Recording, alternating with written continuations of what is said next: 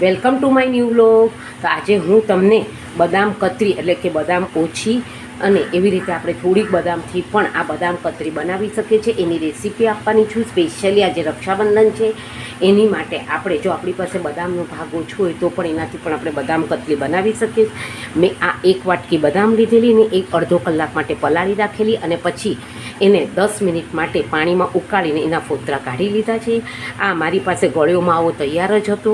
હું દરેક વખતે તમને જે બધી રેસીપીમાં આપું છું એવી જ રીતે મેં આ ગળ્યો માવો રેડી રાખ્યો છે અને આ ગળ્યો માવો છે, પરંતુ આપણે આ બદામના ભાગની જો મિશ્રી પધરાવી પડશે તો આપણે આટલી પધરાવશું. અને મેં આ ગાર્નિશિંગ માટે સિલ્વર લીફ એટલે કે આ ચાંદીનો વરખ લીધો છે અને આને મેં આ ચાકી છે એને મેં ઘીથી ગ્રીસ કરી રાખી છે. હું જે વાસણમાં કરવાની છું એને પણ મેં આને ઘીથી ગ્રીસ કરી રાખ્યું છે. હવે સૌ પ્રથમ પહેલાં માવાને હું સાતળીશ અને માવો થોડો કઠણ પડતો થઈ જશે અને ત્યારે હું આ બદામનો ભૂક્કો કરી લઈશ અને એને એમાં પધરાવી દઈશ. તમે આ જોઈ શકો છો, મેં આને મિક્સરમાં આનો પલ્પ ભૂક્કો કરી લીધો છે. હવે હું આને આ માવાને થોડું કઠણ થવા દઈશ અને પછી એમાં આ પધરાવી દઈશ. આટલી બદામમાંથી એક વાટકી બદામમાંથી સામે એક વાટકી ભૂક્કો થયો છે. તમે જોઈ શકો છો આપણો માવો થોડોક ઠીક થઈ ગયો છે. હવે આમાં હું આનાથી આટલી મિશ્રી પધરાવીશ. આ પૂરતી આપણે આ બદામનો જે ભૂક્કો કર્યો છે એની પૂરતી આમાં મિશ્રી પધરાવીશ. લગભગ પા વાટકી જેટલી છે અને આપણે આટલું એવું એમાં જળ પધરાવવાનું છે. આ તમે જોઈ શકો છો કે આપણું મેં આ પ્લાસ્ટિક ઉપર ઘીથી ગ્રીસ કરી લીધું છે. હવે હું આની ઉપર આ નાખી અને એને સ્મૂથ કરીશ. આ તમે જોઈ શકો છો. હવે આપણું આ જે બદામનું જે છે એ એકદમ વાસણ છોડવા માંડ્યું છે, એટલે કે આપણે બદામ કતરી થવાની તૈયારીમાં છે. હવે હું એને આની પર ઘીથી ગ્રીસ કરેલી પ્લાસ્ટિકની થેલી પર નાખીને એકદમ સ્મૂથ કરી દઈશ.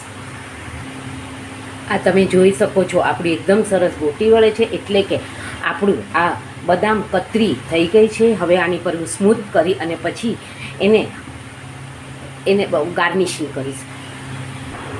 તમે જોઈ શકો છો આપણું એકદમ સ્મૂથ સ્ટ્રક્ચર આવી ગયું છે અને આને હું હવે પતલી વણી લઈશ. અને આને તમે થોડી જાડી રાખો તો આપણે એકદમ જ બદામ કતરી જ લાગશે. આપણે ઓછી બદામનો ઉપયોગ કરીને પણ આ સામગ્રીને આપણે તૈયાર કરી શકીએ છીએ. તમે જોઈ શકો છો આપણી એકદમ સરસ તૈયાર છે અને ગોટી પડતું થઈ ગયું છે, એટલે આ પણ ઠરીને એકદમ સરસ થઈ જશે.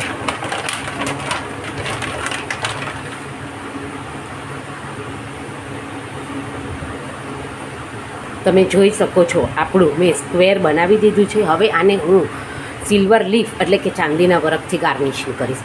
તમે આની પર પિસ્તાની કતરણથી પણ ગાર્નિશિંગ કરી શકો છો. તમે જોઈ શકો છો આપણી આ બદામ કતરી રેડી છે. હવે હું આના પીસ કરી લઈશ. તમે જોઈ શકો છો આના એકદમ સરસ પીસ થઈ ગયા છે.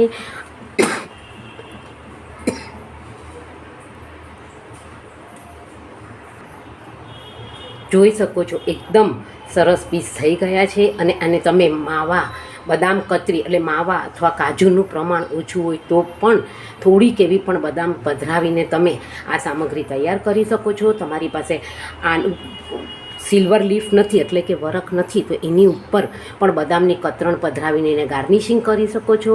Thank you for watching my video. Like, share and subscribe. C you tomorrow.